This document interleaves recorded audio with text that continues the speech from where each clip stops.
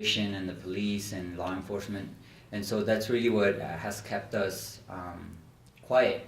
You know, that fear has paralyzed us. And so luckily we've had people that have been willing to step up and really challenge that fear and meet immigration head on and on their own terms. You know, the way we talk about it is, you know, ICE can come anytime. We might get stopped anytime. You know, they hold the power, but when we meet them and we get arrested in front of them, with media, with social media, they change. They change the way they behave, and so they are none of us out of, I think, 100 or something people that have gotten arrested, none of them have been deported, obviously, and so it's really, and the statements that they say is that they don't get involved in these type of cases, right? You know, dreamers, or students, or people with no criminal record. And so we obviously knew through work in all of our communities that wasn't true, that we knew people like us were being deported, and because we would take on their campaigns to try and stop them. So we knew, and so we wanted to create, I guess, a scenario where that can be seen in the public sphere.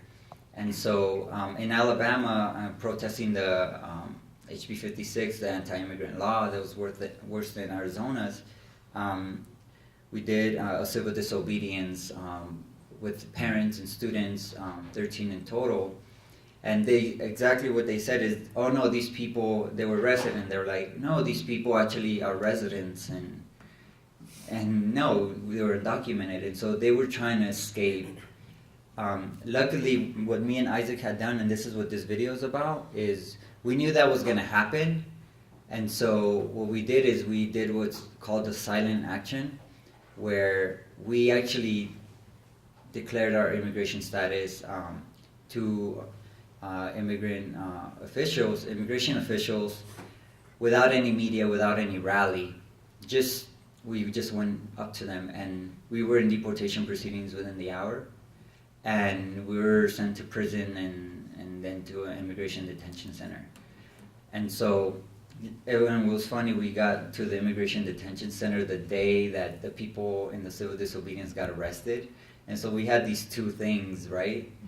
And so we really had the power, because we had us in the detention center with stories of people that were detained with no criminal record and all these things, you know, dreamers and all that stuff. And so it was kind of, we changed and shift the balance of power in that situation, and we were actually able to get out.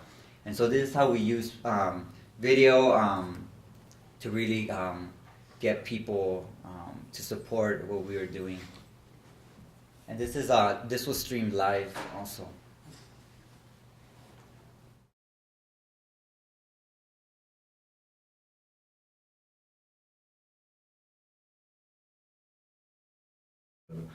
So Jonathan went in first, and his phone worked, and I went in right after, and my phone didn't work, I guess, so I just did audio, and it recorded, but then it got staticky, and I actually when I was being booked, I left it on. I left it on so I can record everything, and but it didn't work.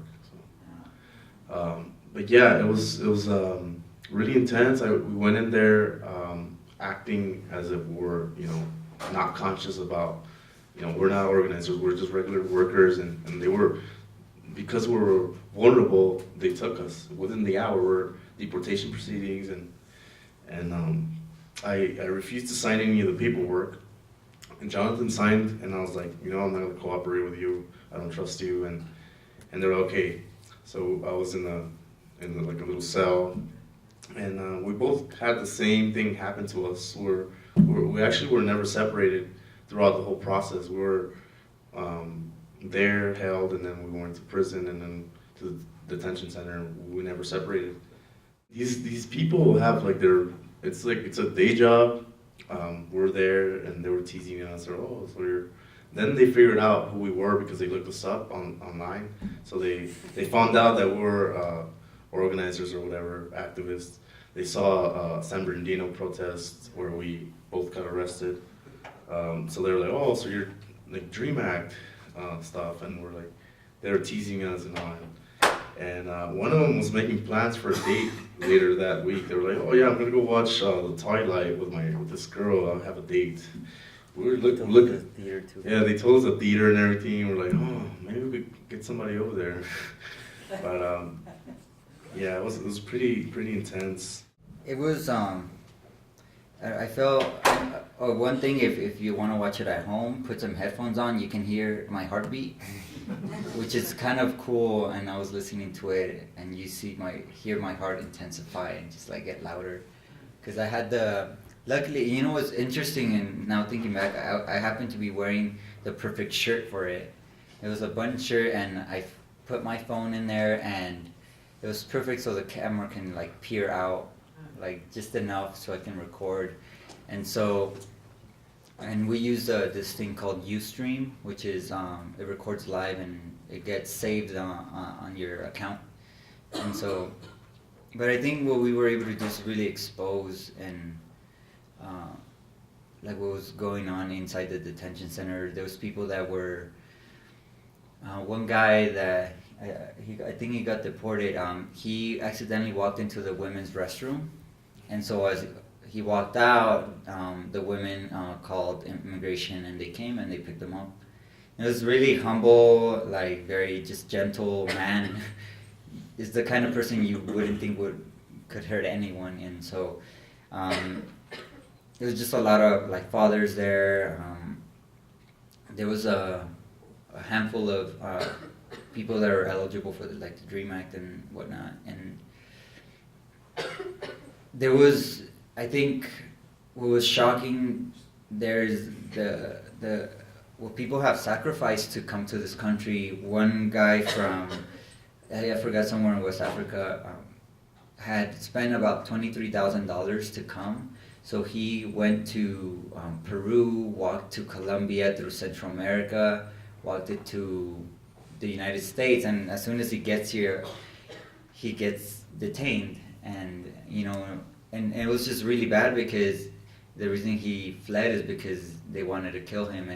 And so, considering this man's journey through the world to try and find a place, a home where he can be safe, and these structures and systems don't take that into account. It's very inhumane, and so he's black, so it's worse, and so like who knows where he is now. But it's just like these are the kind of stories we're like gathering, and it just really put things into perspective in terms of us as organizers that had all this privilege where we can get out of this detention center. We knew, we had money to call like the organizers and like check in with them, but a lot of these people didn't even have the money to make a phone call, and so we ended up helping them out. But it was really, as undocumented young people, really put us in our place, right? To experience what our parents could experience. The people that may have a criminal record, this is what they face. And so shortly after, we started talking with other folks from California about forming the Immigrant Youth Coalition, or combining our groups so we can really focus on this type of organizing. So a little bit of what was happening inside. It was like really emotionally draining. Like I remember every day, like I would like think like, wow, like all these people are in here, and like at one point when we were leaving, they were looking at us like, oh, here these two people from California came to save us, and we're like, wow, like this great impotence, like I can't, like most of the people in there had already signed their voluntary departure or their deportation, and so we couldn't really do much for them, and then if they hadn't, then they didn't fit the criteria to be eligible for relief. So it was really hard to like go through that. Like I remember like it messed up with like mental health a lot. Like I cried myself to sleep some nights, like the way I saw these people being warehoused and ordered around, like if there were some type of animals. And we had funny stories in there. We met like amazing people with like great personalities and great stories, and which I will remember like for the rest of my life. But like Jonathan said, we did have a lot of privilege. Like we were in there and we knew that we were gonna get out. Like we knew that there was support for us, or that we fit that criteria of like dreamer, or like, yeah, we're eligible for, relief. But since it was the first infiltration, we're learning how to adapt. Like the initial plans, or the goal was to organize something within, organize a hunger strike, organize the people inside. And when we went in there, we're like, how naive are we? Like these people are like, how are we gonna tell them don't eat? Or like these people are suffering like mentally. Like they would joke around and everything, but at the end of the day, they knew their fate. I got in trouble with one of the guards like probably 3 times because it was, I don't know, one situation, there was a person that needed medicine, and I was like, hey, this person needs medicine. So she came in, she's like, okay, and then I was like, okay, well, he needs, because these people don't even know, English. So we were in there like translating everything, or like whenever we would have calls, we would help others. We would be like, okay, do you need to call somebody? Because the credit card holds like up to like 7 spaces or something like that. So we'd be like, okay, we'll help you with that phone call or whatever. But the guards, they were really, it's just like a system. It's a system of like, you have to fill up the beds, like even when we're outside, when we're already out, like it was like normal to them. It was like a day job. It's like, yeah, like this is normal. This is pretty normal. Like, and we're sitting there like, wow, this is our lives here. The detention center was just kind of funny. I guess folks went up to DC, and people were making phone calls here in California. They organized some vigils and stuff like that. And so the day we got released, which is the day before Thanksgiving, which was our goal, they called our beds and like, you need to leave. And we're like, all right, let's get our stuff. But at that moment was kind of probably like one of the most important points in my life, because as soon as we were leaving, everyone, all the 70 other people that were there gathered around us, and the faces they had it was amazing. I had never seen someone look at me in that way. It was like all their hopes, like they were putting all their hopes on us. And at that point, I just wanted to stay.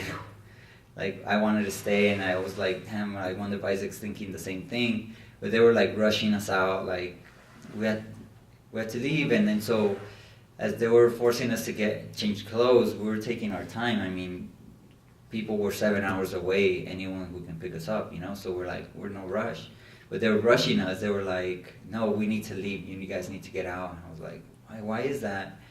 And so as we leave, we see this guy that had just gotten out too, and he said that he overheard what was happening. So the warden for the detention center had left for her Thanksgiving vacation. She was already a couple hours off.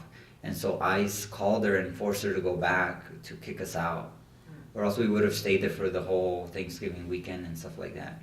So he was telling us that, and we're like, oh wow, like she was forced to come here and kick us out. And so that was really interesting. And so how we've kind of tried to apply this in our local organizing is obviously continuing to use media. In LA area, LA County, like the big kind of obstacle we face is the checkpoints, the DUI checkpoints. They say it's for like, drunk drivers and this and that, but in certain areas, like low-income communities, they have them in like residential areas. They have them during the day. And so I think they came up with some statistics. They were saying that 70% of the people that were stopped and their cars were impounded were undocumented people. and so, and in parts like San Diego, it's a lot worse. And so all these things were happening. And so luckily, like there's a website called DUI Checkpoints, and you can check when the checkpoints are going to happen. And so what people do is they go and have signs enough distance away from the checkpoint so people can turn around and go another way. And so LA is interesting in that way, where like more reports started coming out where I guess it's a business. So they impound all these cars in the impound lots. People make tons of money. There was a 30-day minimum, right? And so people have to get their cars 30 days, and so by the time they can get their cars, it's well over what the car was even worth. And so people leave their cars, and so if it costs a certain amount, then it counts as a felony, and so people are getting felonies.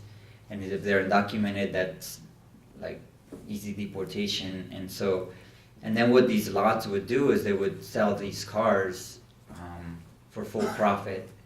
And so there's like this guy, I forgot his name, that's made billions of dollars off of like LA and California, and also, you know, and you know, they target immigrant communities because they know they can take these cars away from them. And so we've tried to employ more kind of like that counter surveillance, like, okay, we know what you're gonna be there, and so we're gonna show up and we're gonna stop you. And then also when we do actions in civil disobedience, we have our live streams going, we have photographers and media.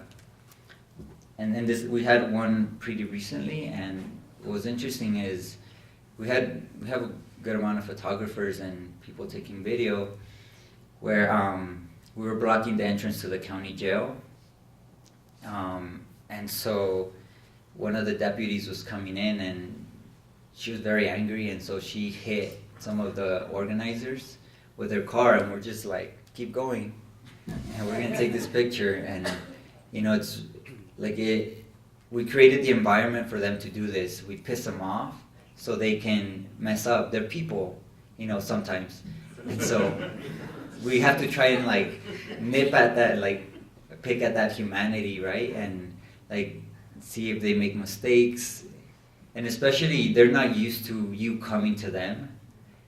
And so they run around like headless chickens. And so we use that.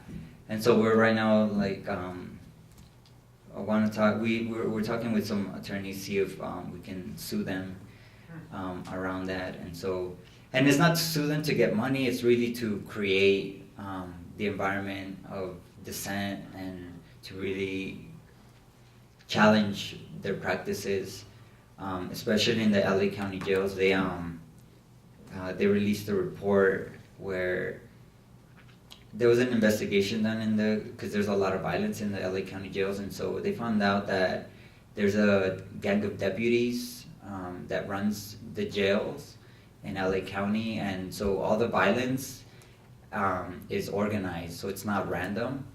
And so the way they treat immigrants is not random, it's organized. I think they're called the 3000s or something. That's like their gang name. And so everyone that comes in, they're like schooled into like this very anti-immigrant, anti-people of color, anti-queer like ideology. And so when we have, that's usually the place where we find people that are detained or that have an ICE hold, and we try to use that information. Our friend Julio was detained there under an ICE hold for a couple weeks, and so they put him in solitary confinement, sleep deprivation, like they would just blast music into a cell. They wouldn't give him anything to eat. And so like although the things that would do, they had no idea we were in contact with the people inside, and so that gave us the fire and the fuel to really push. And there's a lawsuit against the LA County jails that we want to like really support, that deals with that, right? And so that's just kind of how we've tried to implement like our own, like it's just a phone, everyone has a phone, you know, and it's like just a Facebook message, hey, there's cops here in Union Station or this station, then it just spreads and people are able to maneuver, this like LA, which is the crazy place. So just to give a little background, if y'all don't know about like the surveillance that's happening in Los Angeles, there's this Special Order 1. I don't know if anybody has heard of it. It was issued in January 2012, and it's a LAPD directive, which gives local law enforcement the authority to file suspicious activity reports based on observed behavior. So things like you do normally in the day. I mean, I know I do it. So using cameras in public, shooting video, using binoculars. I don't know who does that, but so drawing diagrams, taking notes, walking into an office and asking for the hours of operation. So if you're caught doing that, it's considered pre-operational surveillance. And actually, I had a experience with that. It was last month in October. I went for a morning jog. I never do this. I just went out of nowhere. I was feeling like energy, yeah. So I went out and not even like a mile from my house, there's like these lots where they impound cars and all that. It's like really secluded. So I'm taking a jog and I really like the aesthetics of things, and I saw this brick wall with barbed wire and like a beautiful sky behind it, and I was like, oh, this is cool. So I took a picture of it. And I'm running. I run like not even 5 minutes, and I have my headphones on, and I know where I see this car just pulled over right next to me, and these two sheriffs come out of that car, and trigger happy. They're like, they're already with their guns like this, and I'm like, what's happening? So one of them comes behind me, the other one in front of me. The guy behind me, he grabs my wrist, he puts it behind my back. So I go like, what's happening? Like what? I take out my headphones. They take my phone. They're like, what are you doing? Who are you? Who do you work for? Where do you live? And I was like, this caught me off guard. I was like, what? What, did they figure me out? Did they figure who I am? Like, I don't know. Like, I was confused, like really confused. And so I'm standing there, and they're trying to like put my body against the hood. And so then I'm like, I asked them like, wait, I have the right to do that. Like, I'm not gonna tell you anything. Like, I just took a picture. But then I did, they caught me off guard. So I was like, yeah, I'm a student. Like, I'm not doing anything wrong. I'm just going out for a jog. It's like, they tease me, they're like, oh, so you like brick walls? Is that what you like? And I was like, yeah, I love brick walls, okay? And so then, like, that happened, and so they just left. They was like, okay, no worries. And I was like, I stood there, I was like all traumatized. I was like, what the like, I didn't even see any cameras, nothing. It was like dead. And these guys came like within 3 minutes. And I was like, wow. And so I organized with this, with Youth Justice Coalition, and they're like a big prison abolitionist group. And they're part of this, we're part of this coalition that's, Stop LAPD Spying. And so some of the things that they've done is they started doing counter surveillance, and there's resources on this page. I just wanted to share that it's like a model, like maybe like here in New Mexico that y'all can do. It's like they have, okay, if you go to like up where it says resources, something really interesting that I like about that is that so it has like a timeline. You could like look at all this, and what I liked was the LAPD camera locations. Okay. So you can actually like look at where all the cameras are at, and so they have like monthly or weekly meetings where they figure out and they get together and they organize what are some of the ways that we can counter this surveillance. So they came up with this, and I thought that was pretty cool, and they shared this information with the community. So yeah, Police Watch. I remember I saw on Facebook some of my friends here, Jesus and Javier, they were doing like this they went to the checkpoints and they were like taking pictures of like the cops and everything. And I remember Jesus Barrios, he's from the Immigrant Youth Coalition. He's like, yeah, I almost got arrested for this picture. But when you're there and you're like, you look at the cops, you look at their exercise, it's like they feel watched and you take that power away from them. And I think it's really important. We had heard about this Special Order 1 like last year, and so it was interesting because some of the leadership here is really intelligent, and they, as soon as they come up, they saw it and they already had like a plan of action. Because if you look at what populations are more, I guess, vulnerable to this kind of surveillance, is obviously Black folks, Latinos, undocumented folks, South Asian, Arab folks, and so that's pretty much what that coalition really is made up of. And so, but I think what's crazy and just like unreal about the Special Order 1 is that it's pre-conviction, it's pre-anything, it's just surveillance. And so they might have Isaac and have him in a database where they know that he's taken pictures at this lot, and they've also seen him in this area, and so they can start creating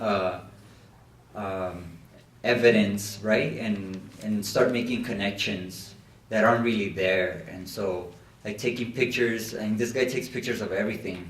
You can just imagine, or we ride bikes everywhere, and those things can be seen as like dangerous. And so, especially with secure communities, arrests for undocumented people it's a lot of times the end of the line.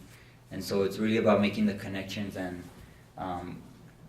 like really kind of creating a plan to really counteract these policies. And maps like this, we're starting to like folks at like Occupy LA and those folks, they're seeing the work that we're doing, and they're like, oh well, how can we support you? And we're like, don't come to our meetings.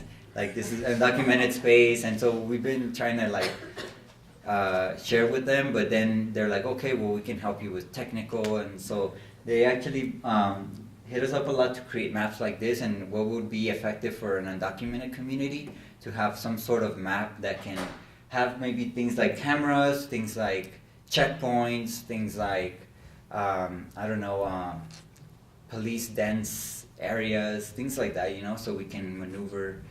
And then we were thinking, because we care a lot about our mental health and just like being able to live our lives, also put places that are immigrant friendly, even bars that don't, take like the Mexican or consulate IDs. And so just like trying to be not just like overly political, but also be just address the needs of the community.